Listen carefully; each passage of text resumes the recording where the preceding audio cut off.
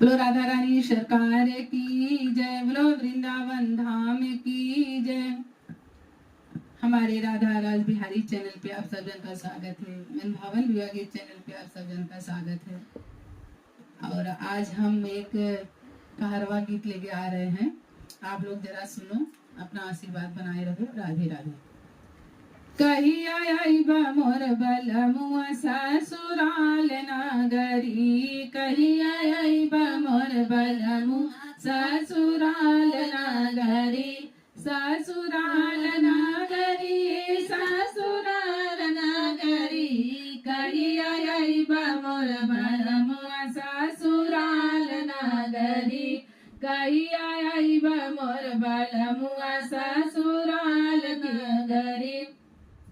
सोने के थाली में जेवना बनाए, सोने के थाली में जेवना बनाई, जेवना जेवई मोर बलमु ससुराल नगरी, जेवना जेवई बलमु ससुराल नगरी, कही आईबा मोर बलमुआ ससुराल नगरी, कही आईबा मोर बलमुआ ससुराल नगरी, ससुराल नगरी, ससुराल नगरी, कही आईबा मोर बलमुआ ससुराल नगरी।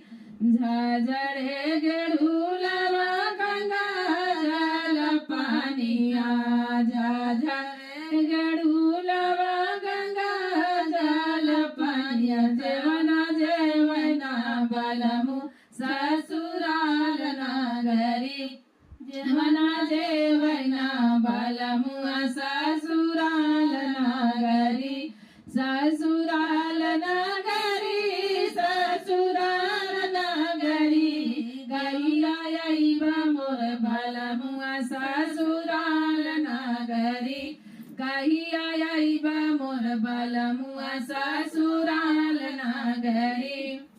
लवंगा इलाची कबीरवा जोड़ऊ भयो, लवंगा इलाची कबीरवा जोड़ऊ, बीरवा कुचना बलमुआ ससुराल नगरी, बीरवा कुचना बलमुआ ससुराल नगरी, कही आईबा मोर बलमुआ ससुराल नगरी, कही आईबा मोर बलमुआ ससुराल नगरी, ससुराल नगरी, ससुराल नगरी, कही आईबा मोर बलमुआ ससुराल नगरी।